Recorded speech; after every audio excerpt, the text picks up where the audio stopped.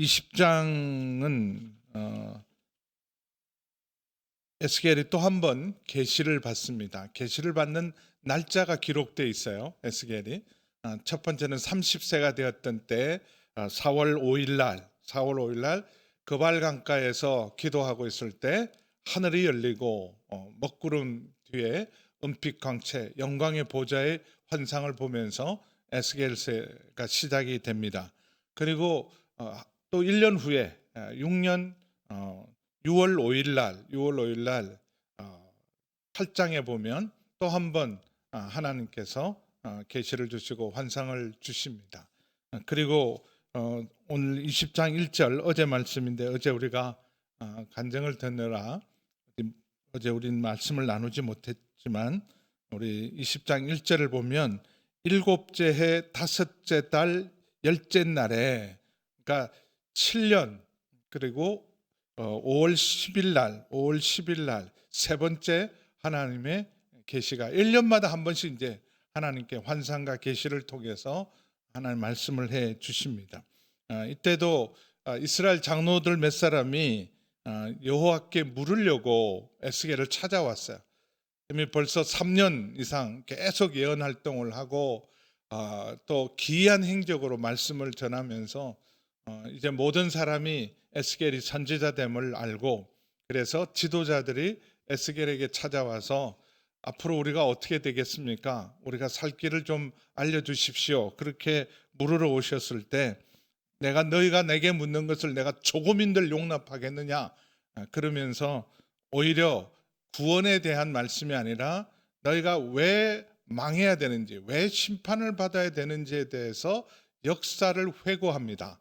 그래서 이집트 안에 있을 때부터 이스라엘의 불순종과 하나님을 배반한 역사는 광야 시대뿐만 아니라 에스겔을 통해서 너희는 이집트 땅에 있을 때부터 우상을 숭배했다. 하나님의 백성임에도 불구하고 하나님께서 분명히 젖과 꿀이 흐르는 땅으로 인도하겠다고 약속했음에도 불구하고 너희는 이집트 땅에서도 불순종해서 그때 사실은 하나님이 이집트와 함께 너희도 심판해야 되지만 하나님의 이름을 위하여 하나님의 내 이름을 위하여 그리고 아브라함에게 했던 그 모든 언약 조상에게 했던 그 언약을 기억하시고 너희를 용서하고 광야로 인도했는데 광야 1세대가 광야 1세대가 또 나를 불순종하고 배반하고 우상을 섬기고 11절 어제 말씀 보시면 사람이 준행하면 그로 말미암아 삶을 얻을 내 율례를 주며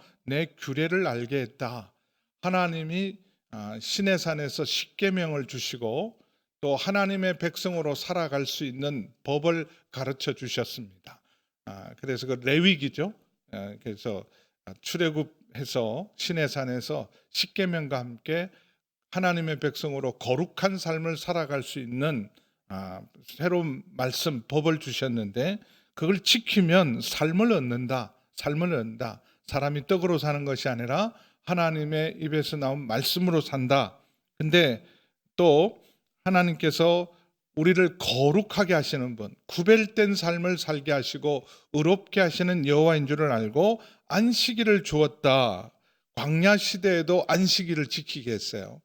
광야 길을 걸을 때도 하나님께서 안식일은 머물게 하고 안식하게 했습니다. 그래서 안식일 날은 그 만나를 하나님 2배를 거두게 하잖아요. 내일이 안식일이면 이틀치를 거두라. 그러면 이틀치 거두는데 보통 날에는 욕심내어서 하루치 이상 거두어 놓으면 아무리 많이 쌓아 놓아도 다 썩어서 못 먹어요. 하루 지나가면 유효기간이 24시간. 근데 안식일 전에 거두드리라 2배를 거두드리라 이상하게도 금요일 날 거두드린 만나는 유효기간이 48시간이에요. 놀랍죠. 그래서 매일 24시간짜리 유효기간 만나가 금요일이 되면 내일이 안식일이면 2배로 거두면 그때는 유효기간이 48시간이 되게 그래서 광야에도 안식을 주셨는데 근데 안식일도 지키지 않고 그리고 삶을 얻을 하나님 주신 율례와 법도도 어기고 또 무엇보다도 광야에서도 우상을 섬겼다. 황금 송아지를 섬겼던, 그래서 다 망합니다. 다 망했지만 하나님이 그때도 광야에서 아주 멸하지 않는 것은 언약의 하나님, 언약한 것을 기억한 신실한 하나님께서 또 한 번 기회를 주어서 다음 세대, 이 세대에게 18절부터는 그의 자손들에게 너희는 너희 부모처럼 되면 안 된다. 부모처럼 하나님 말씀을 거역하고 우상을 섬겨서 스스로 더럽히지 말라. 그리고 안식일을 행하여 거룩하게 해라. 그런데도 그 부모 세대가 징계를 당하는 걸 뻔히 봤으면서도 여호수아와 갈렙 외에 아무도 약속의 땅에 들어가지 못하는 걸 보고서도 그들은 다음 세대도 여지없이 다시 불순종합니다. 그렇게 불순종해서 하나님께서 마지막 경고를 해요. 너희가 말을 계속해서 불순종과 배반을 하면 23절에 보면 아주 약속의 땅에 들어가더라도 너희를 이방 땅으로 흩어서 포로가 되게 하겠다 말씀하셨어요. 23절에 내가 내 손을 들어 광야에서 그들에게 맹세하기를 내가 그들을 이방인 중에 흩으며 여러 민족 중에 해치리라. 그러면 이제는 정신 차려야 될 거 아니에요. 그의 부모 세대가 징계를 받고 심판을 받는 것을 두 눈으로 똑똑히 본 사람들이니까, 그리고 무서운 하나님의 징계의 말씀도 들었으니까 그들이 다 하나님 말씀을 지킬 것 같지만 가나안 땅에 들어가서도 여전히 불순종하고 거역하고 배반을 합니다. 우상을 숭배하고 하나님 말씀을 거역하고 오히려 가나안 사람의 길로 갔던 그들을 심판해서 29절에 보시면 산당의 이름을 바마라고 말합니다. 내가 그들에게 이르기를 너희가 다니는 산당이 무엇이냐 하였노라. 그것을 오늘날까지 바마, 매춘의 언덕, 부끄러운 이름이죠. 바마, 산당을 오락내리락 마침 바람 피우는 사람이 들락날락하는 곳 바마라고 이름을 안에 딱 정해 놓았어요. 그래서 하나님께서 내가 너희에게 지금 그 이스라엘 역사 자체가 배반의 역사였어요. 배은망덕한 역사였어요. 하나님의 계속되는 인내와 자비와 구원의 역사에도 불구하고 배은망덕했던 이스라엘 백성들. 그래서 31절 32절에 어제 말씀이면 너희가 또 너희 아들을 화제로 삼아 불 가운데 지나게 하며 오늘까지 너희 자신을 우상들로 말미암아 더럽히냐. 오늘까지도. 지금 1차, 2차 바벨론에 의해서 그 징계를 당하고도 조상들에게 물려받았던 그 불순종과 배은망덕한 것이 여전히 계속되고 있다. 그래서 이스라엘 족속아 그런데 너희가 내게 묻기를 내가 용납하겠느냐. 그러니까 하나님께 물으러 온 것은 이제 언제쯤 우리가 구원받겠냐 그거 물으러 온 거거든요. 언제쯤 우리가 해방되겠냐 그거 물으러 왔는데 그거 내가 대답을 해주겠느냐. 너희가 지금 해방될 때냐 이 말이죠. 나의 삶을 두고 맹세하노니 너희가 내게 묻기를 내가 용납하지 않는다. 그러면서 32절에 스스로는 하나님께 물으러 오고는 또 속셈은 달라요. 하나님께 잘 말씀드려서 우리가 언제 구원을 받을 수 있을지 말씀 좀 받아주시고 속히 가능하면 속히 우리를 해방시켜 주십시오. 그렇게 부탁을 하면서도 속으로는 너희는 스스로 이르기를 우리가 이방인 곧 여러 나라 족속같이 되어서 목석을 경배하리라. 여기 나라가 망하면서 이상한 생각을 한 거예요. 우리 하나님 힘이 약해서 바벨론의 신은 엄청나게 힘이 강하니까 우리 결국 하나님이 우리를 못 지켰으니까 차제에 아예 그냥 큰 나라, 큰 신을, 센 신을 섬기자. 이게 여러 나라의 족속같이 목석을 경배하리라. 보니까 하나님 있는 여호와 하나님을 섬기는 우리는 나라가 폭삭 망하고 주변의 나라들은 다 멀쩡한 것 같은데 이럴 바에야 차라리 하나님을 의지할 게 아니라 우리도 그 센 나라, 강한 나라들이 섬기는 신들을 섬기자. 속셈은 그러고 있으면서 하나님 앞에 찾아와서 뻔뻔스럽게 우리를 구원해 달라. 그러니 하나님께서 용납하겠느냐 말씀을 하십니다. 그래서 33절에 오늘 이렇게 선포, 물으러 온 지도자들, 장로들을 향해서 나의 삶을 두고 맹세하노니 내가 능한 손과 편팔로 분노를 쏟아서, 하나님의 능한 손과 편팔로 분노를 쏟아서 너희를 반드시 다스린다. 그럼 그 왕이 하는 일이 두 가지가 있어요. 왕이 하는 일.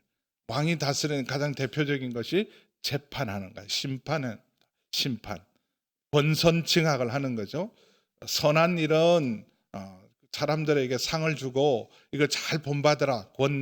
선을 권하고 악을 징계하는 일이 왕이 할 일입니다.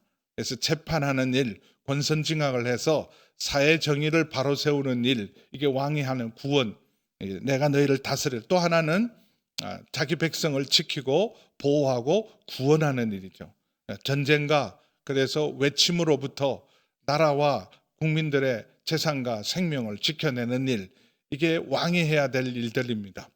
근데 너희를 반드시 다스린다, 분노를 쏟겠다라는 하나님의 능력의 손으로 너희를 구원하겠다는 게 아니라 하나님의 능력의 손으로 너희를 심판하겠다. 그러니까 너희를 다스린다 그러지만 심판이죠. 왜냐하면 그동안 하나님이 얼마나 오래 참으셨습니까? 오래 참았어요. 1000년 이상 참아내신 거예요. 모세 때부터, 출애굽 때부터 시작해서 1000년을 참아냈는데 1000년의 그 은혜 가운데 한결같이 배은망덕했어요. 그러니 내가 능한 손과 편팔로 분노를 쏟아 너희를 반드시 다스린다. 근데 감사한 게 있어요. 자기 백성이기 때문에 심판하시지만 구원하십니다. 심판하시지만 구원하세요. 그래서 하나님의 심판은 그 심판하시지만 심판 자체가 구원이세요. 그래서 완전히 멸하고 완전히 없애기 위해서가 아니라 하나님께서 새롭게 하시기 위해서 다스리십니다. 내가 그래서 너희를 반드시 다스린다.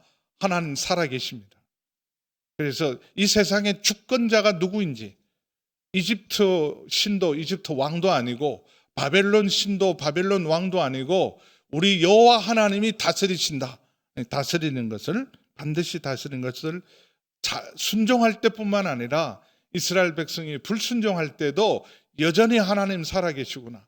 오히려 하나님의 살아계심과 하나님의 크심은 나라가 망하고 더 깨달았어요.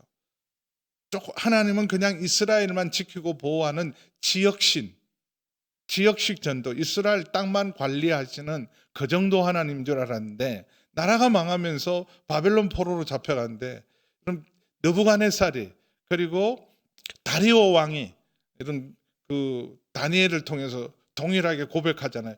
여호와 하나님, 이스라엘 하나님이 참신이다. 이스라엘 하나님이 참신이다. 다니엘의 하나님이 진짜 하나님이다. 이렇게 오히려 나라가 망했는데 포로로 잡혀가서 이스라엘 백성의 새로운 각성이 있어요. 와, 우리 하나님은 여전히 바벨론 땅에도, 바벨론 시대에도 여전히 하나님은 하나님이시구나. 우리 하나님이 정말 살아계시고 위대하시구나. 바벨론 땅도 통치하시구나. 바벨론 왕도 하나님 손에 있는구나. 이거 어마어마한 각성이에요. 그래서 다스리신다, 심판하시나 구원하시는 하나님. 그래서 다윗은요, 하나님 앞에 범죄했을 때도 하나님 벌도 하나님 앞에 받고 상도 하나님, 축복도 하나님 손으로 받았으니 벌도 하나님 손에 받겠습니다. 왜냐하면 하나님 손에 받는 벌 것 자체가 사실은 구원입니다. 그래서 다스린다. 그래서 34절에서 36절에 보면 이제 능한 손과 편팔로 분노를 쏟아서 70년 포로 생활 이후에 너희를 여러 나라에서 나오게 하고 너희의 흩어진 여러 지방에서 모아내고. 자, 여기 놀라운 일이죠. 망했는데 70년 만에 하나님 포로로부터 이스라엘 마른 뼈를 살아나게 하는 놀라운 은혜를 베푸실 거예요. 근데 35절에 보면 너희를 인도하여 여러 광야에 이르러 거기에서 너희를 대면하여 심판할 것이다. 때가 되면 내가 다시 너희를 포로된 곳에서 다 나오고 해방과 자유를 줄 텐데, 근데 다 구원받는 건 아니다. 광야를 통과해야 된다. 출애굽하고 난 다음에 광야를 통과하고 약속의 땅에 들어갔잖아요. 근데 출애굽한 사람들 중에서 딱 2사람 빼고는 전부 광야에서 망했습니다. 약속의 땅에 못 들어가요. 억울한 일이 어디 있어요? 이집트에서 나왔어요. 나왔으면 약속의 땅에 들어가야 되는데 다 들어간 게 아니라 결국 그들 안에 있는 불순종 때문에 결국은 여호수아와 갈렙 빼고는 아무도 못 들어간 것처럼 제2의 출애굽인 바벨론에서부터 구원을 받지만 여기도 다시 오는 여정, 그럼 이스라엘로 돌아오는 여정은 이집트에서 이런 광야길은 가까워요, 사실은. 그건 뭐 이렇게 걸어봐야 한 200km 정도밖에 안 돼요. 직진으로 가면 사실은 100km도 안 되는 곳이지만 바벨론에서 이스라엘로 돌아온 것은 1200km예요. 그러니 그 100km도 안 되는 광야를 이렇게 통과할 때 40년 걸리고 2명만 통과했어요. 그러면 바벨론으로 돌아오는 길에 나왔지만 온전히 순종하지 못한 자들은 약속의 땅에 또 못 들어갑니다. 제2의 출애굽인 바벨론에서부터 불러내. 자, 고레스 왕이 그 조서를 발표합니다. 자, 너희가 잡혀왔던 너희 나라로 다 돌아가라. 다 돌아가라. 그래서 돌아오지만 육신은 돌아오지만 영적으로 돌아오지 못한 사람들은 들어가지 못합니다. 그래서 하나님께서 마치 출애굽한 후에 광야에서 이스라엘 백성을 시험했어요. 너희가 정말 하나님 말씀에 순종하는지 순종하지 않는지, 몸뚱아리는 나오는데 마음은 이집트에 두고 왔는지, 그걸 하나님 광야에서 시험을 했는데 출애굽을 해서 언격결에 나오기는 했지만 몸은 여전히 바벨론, 삶의 방식과 세계관과 가치관은 완전히 바벨론 사람이 되어서 몸만 나온 사람들은 약속의 땅에 못 들어갑니다. 그래서 36절 우리 함께 읽어볼까요? 36절 같이 읽습니다. 시작. 내가 애굽 땅에서 너희 조상들에게 심판한 것 같이 너희를 심판하리라. 주 여호와여. 여러분, 이러면 정신 차려야 되잖아요. 우상 숭배하다가 불순종하다가 망했어요. 그럼 70년 동안 뼈를 깎는 회개를 하고 다시는 우상 숭배하지 않고 하나님 말씀에 순종하겠다. 그렇게 정신을 바짝 차리고 돌아와야 되는데 바벨론 땅에 가서 더 우상을 더 많이 섬겼어요. 야, 제대로 된 우상이네. 와, 바벨론에 와보니까 진짜 제대로 된 우상이 있다. 더 우상을 섬겼어요. 그러니까 그런 자들을 걸러냅니다. 어떻게 걸러내시냐 하면 37절 보세요. 그러는 작업을 하시는데 37절 함께 읽습니다. 시작. 내가 너희를 막대기 아래로 지나가게 하며 언약의 줄로 매겠다. 이 막대기 아래로 지나가는 것은 목자들이 양을 칠 때요, 이렇게 들판에 막 흩어 놓잖아요. 그리고 이제 저녁에 양떼들을 우리로 이렇게 들여보낼 때 이렇게 막대기 아래로 지나가게 합니다. 목자의 막대기 아래로. 그래서 자기 양떼들을 그때 고르는 거예요. 여러 목자들이 함께 이렇게 양떼를 치다가 공동으로 이렇게 이제 자기 양떼들을 각자 부르고 그 자기 지팡이 아래로 지나가면서 한 마리, 두 마리, 세 마리, 네 마리, 99, 한 마리 어디 갔어? 그런데 막대기 아래로 지나가면서 자기 양떼를 우리 안에 들어가는 거예요. 그래서 이제 다시 한번 여호와는 나의 목자시니 그런 것처럼 언약의 줄로 보호하고 지키는. 그래서 익숙한 거죠. 광야에서 집으로 돌아올 때 진짜 막대기 아래로 다 들어가면서 다친 데는 없는지, 부상당한 데는 없는지, 그리고 기름도 발라주고 다친 데도 싸매주고 그러면서 점검합니다. 번호 1, 2, 3. 한 사람 사라졌습니다. 실종 하나 이러면 이제 밤새 찾아야 되는 거죠. 이렇게 막대기 아래로 지나가서, 근데 이게 반역자와 배신자를 걸르는 작업도 하는 거예요. 진정한 하나님의 사람들도 걸르지만 배반자와 여전히 속으로 우상을 숭배하고 있는 자. 몸뚱아리는 나왔지만 마음은 바벨론에 두고 있는 마치 롯의 아내 같은 사람들은 다 걸러내는 거예요. 그래서 여기 38절에 이렇게 해서 아래로 지나가면서 반역하는 자와 내게 범죄하는 자를 모두 제하여 버린다. 못 들어갑니다. 그래서 이게 기가 막혀요. 차라리 그냥 바벨론에 살든지 나와가지고 하나님을 섬기지 않고 두 마음을 품은 자들은 다 하나님 약속의 땅에 들어가지 못합니다. 그들을 그 머물렀던 살던 땅에서는 나오게 하여도 출바벨론 했어요. 그러나 이스라엘 땅에는 들어가지 못하게 하리니 너희는 나는 여호와인 줄을 알리라. 광야 시대, 이전에 모세 시대의 광야 시대처럼 이 바벨론 포로로 돌아올 때도 똑같은 광야에서 사람들이 판단이 되는 거예요. 구원받을 자와 구원받지 못할 자, 진정한 남은 자들. 그래서 실제로 돌아온 자들은요 10만 명이 채 되지 않아요. 100만 명 이상의 사람이 흩어지고 포로로 잡혀갔어요. 근데 실제 돌아온 사람은 10만 명이 채 되지 않는 9만 5천 명만 돌아온 남은 자들이 됩니다. 네, 이게 그냥 이 땅에서 못 들어가는 게 아니라 만약에 여러분 천국 문 앞에서 우리가 신앙생활 잘한 것 같은데 내가 너희를 도무지 알지 못한다 그러면 보통 일이 아닙니다. 아니 나 교회 다니고 나 목사인데요. 나 장로고 권사인데요. 그런데 나 너 몰라. 그럼 보통 일이 아니잖아요. 아니 사람들은 다 예수 믿는 줄 알고 장례식 때도 천국 갔을 겁니다. 그랬는데 진짜 천국에 갔더니 나 너를 통과를 못해요. 거기를 통과를 못하면 어떻게 감당하죠? 여기 못 들어가는 건 괜찮아요. 사실은 뭐 바벨론 땅에 살아도 살만하겠지만 근데 진짜 하나님 나라에 못 들어가면 보통 일 아니잖아요. 그러면서 39절에 이제 회복할 때 여호수아가 약속의 땅에 들어가서 오늘날 너희 섬길 자를 택하라.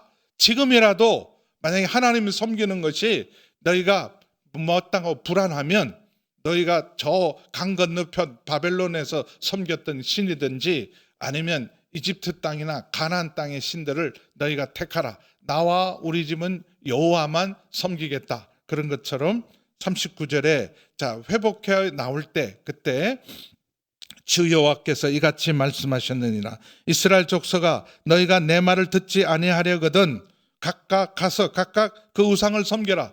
오늘날 너희 섬길 자를 택하라. 그런 거죠. 지금이라도 택해라. 만약에 그렇게 하려거든 하나님 말씀을 들으려거든 온전한 예배자가 되어라. 이후로는 다시는 너희 예물과 너희 우상들로 내 거룩한 이름을 더럽히지 말라. 고멜처럼 음란한 여자 호세아의 부인이었는데 결혼하고도 가서 다른 남자와 바람을 피우고 그리고 자기 남편 아닌 씨를 받아서 아이 둘을 낳았는데요. 전부 호세아와 아무 상관없는 아이들이었어요. 로암미, 로루하마, 로암미가 백성이란 뜻이고 로가 붙이면 아니다란 뜻이에요. 내 자녀 아니야. 얼마나 기가 막혀요. 로루하마, 내가 사랑하고 싶은데 루함마라는 말은 긍휼히 여기다 사랑하다는 뜻인데 루함마라는 뜻은 사랑할 수가 없어요. 내 자식이 아니니까. 그런데 하나님께서는요 또 도망갔던 여자를 찾아오래요. 돈 주고 값을 치르고 그러면서 다시 우리식으로 말하면 그 리메리지, 리본을 새로 하는 거죠. 가정사역을 해서 언약갱신을 해서 다시는 너는 다른 남자에게 가지 말고 나도 너에게 신실하겠다. 그렇게 호세아가 받아들이게 하게 하시는 하나님입니다. 이스라엘 백성들이 그 많은 우상을 숭배하고 천년의 역사가 배반의 역사죠. 사실은 세상 사람들이 뭐라 그랬어요? 아유, 하나님이 자기 백성을 구원했는데 자기 백성도 안 섬기는 하나님을 우리가 뭐하러 믿어? 그런 천년의 하나님의 이름을 부끄럽게 한 백성들을 버리지 않습니다. 그러면서 호세아가 고멜을 다시 데리고 와서 나도 너한테 신실할 테니 앞으로 너도 나한테 신실하라. 그런 것처럼 또 한 번 하나님께서 이후에는 다시는 우상 숭배하지 마라. 다시는 예물과 너희 우상들로 내 이름을 거룩한 이름을 더럽히지 말라. 그러면서 사실은 다 끝장내야 되는데도 불구하고 하나님 소망을 주시는 거죠. 다시 회복시킬 텐데 아무나 회복되지 않는다. 남은 자들만 회복되어서 그들이 진정한 예배로 하나님을 섬길 겁니다. 그래서 40절에 보면 주 여호와의 말씀이니라. 이스라엘 온 족속이 그 땅에 있어서 내 거룩한 산 곧 이스라엘의 높은 산에서 다 나를 섬기리니.